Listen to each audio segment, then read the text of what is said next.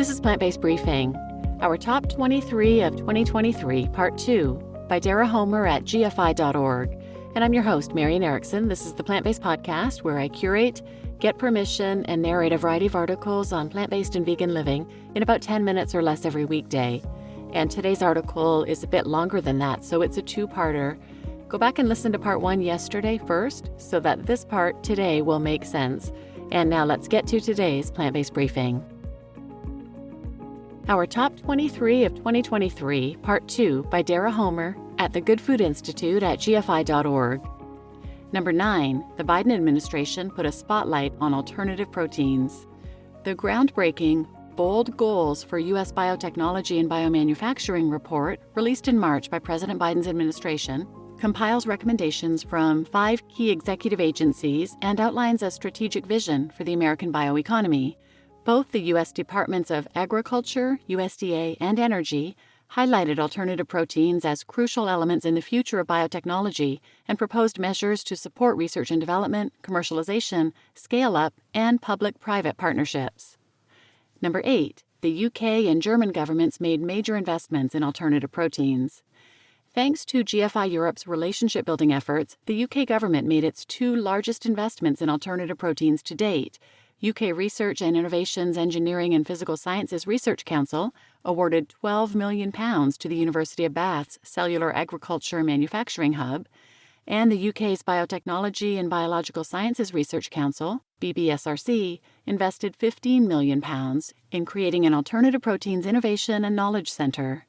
In 2023, GFI also launched the first State of the Industry report on the German alternative protein ecosystem and engaged with the Bioeconomy Council.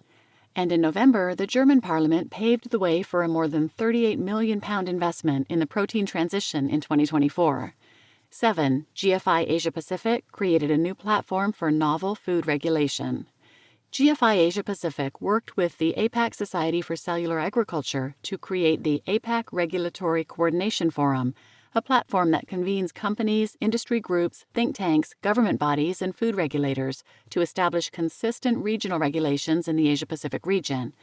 The new platform launched at Singapore International Agri-Food Week, where signatories from Australia, China, Indonesia, India, Israel, Japan, Malaysia, Singapore, and South Korea endorsed a Memorandum of Understanding to help facilitate approval processes for alternative proteins. This year, we published rigorous analyses and data-driven reports that amplified key findings and catalyzed alternative protein research. Our reports included GFI's annual suite of State of the Industry reports, offering the most comprehensive and authoritative analyses of the alternative protein landscape. This year, we also released the first-ever Japanese translation of these reports, and GFI India and GFI APAC also launched inaugural State of the Industry reports in their respective regions. Our second State of Global Policy report offered a comprehensive overview of the policy landscape that analyzes public investments in alternative proteins around the world, which have now likely surpassed $1 billion. And we published a detailed life cycle assessment guide tailored for alternative protein producers, a side-stream analysis identifying commodity crop waste that can become inputs for alternative protein production, a needs assessment on building an inclusive alternative protein workforce, and many more resources to nourish and grow the research and training ecosystems. Number 5, GFI's Good Food Conference connected and inspired food system leaders. GFI's 2023 Good Food Conference brought together more than 1,200 innovators, scientists, industry leaders, philanthropists, and global champions committed to food system transformation. Conference sessions featured some of the largest meat and food companies in the world, the U.S. Departments of Agriculture and Energy, members of Congress, state elected officials, visionaries from top research universities, and a pitch slam for new alternative protein companies. We came away from the Good Food Conference with the optimism that despite all the challenges the industry faces, there are already tangible innovations on the horizon. We feel even more reinvigorated by the passion and ingenuity of the people working in this field. A quote from CP Foods, a 2023 Good Food Conference sponsor. Number 4, the Alt Protein Project expanded to universities around the world. GFI's Alt Protein Project, APP, movement empowers students to turn their universities into hubs for alternative protein innovation and education.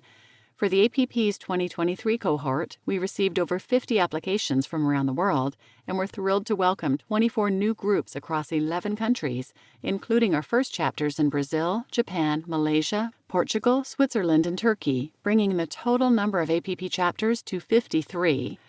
Number 3. GFI elevated alternative proteins on the global stage. Here are just a few of the events where our global teams had a presence this year. COP28 was the largest climate conference of the year, placing food at the center of the conversation for the very first time.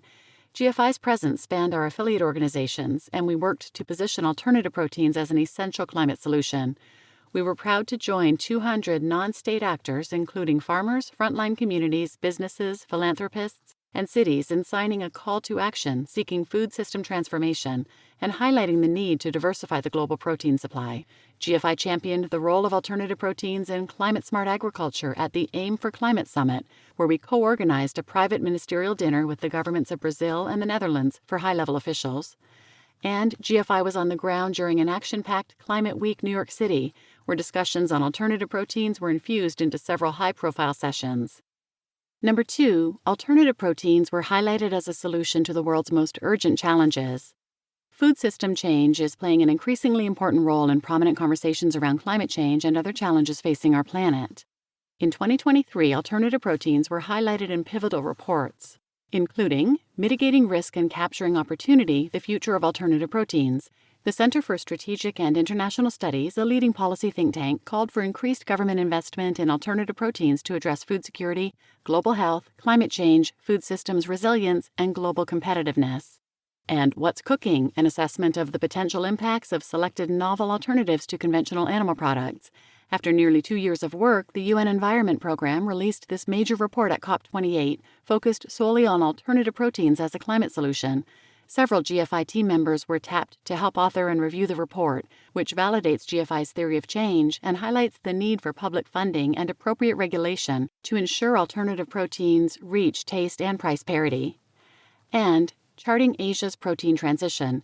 This report by Asia Research and Engagement outlines how rapidly Asian countries must transition their protein production to hit climate targets. And number 1, cultivated meat was approved for sale and served at restaurants in the world's largest economy.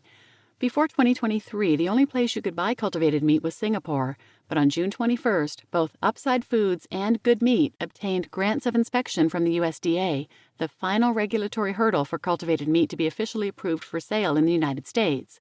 Soon after, cultivated chicken was served by 2 of the most respected chefs on the planet, Dominique Crenn and Jose Andres.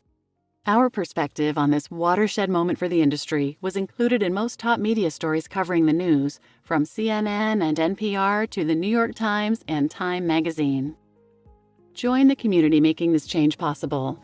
A global community supports our work to transform our food system, and our journey is just getting started. In every region where we operate, our activities and impact are shifting the future of food to benefit the planet, people, and animals. We're grateful to be recognized as a highly effective charity by Giving Green, Charity Navigator, Animal Charity Evaluators, and Founders Pledge. These evaluators endorse our work because we are advancing high-impact solutions to the world's most urgent problems. The steps we take now are critical. The biggest challenges are still ahead of us, and we must work together to reimagine a different future of food. Our global community is ready to create the change we know is possible.